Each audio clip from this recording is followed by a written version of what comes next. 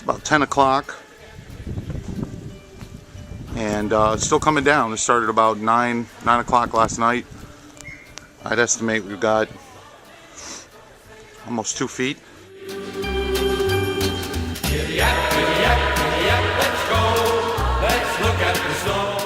Out the sled, the Cap Brizzle sled, as you can see here, 2 skis, platform constructed between them. The Cap Brizzle family in Baltimore was out sledding today with a homemade sled. We constructed a sled and we're out sledding before 11 o'clock in the morning.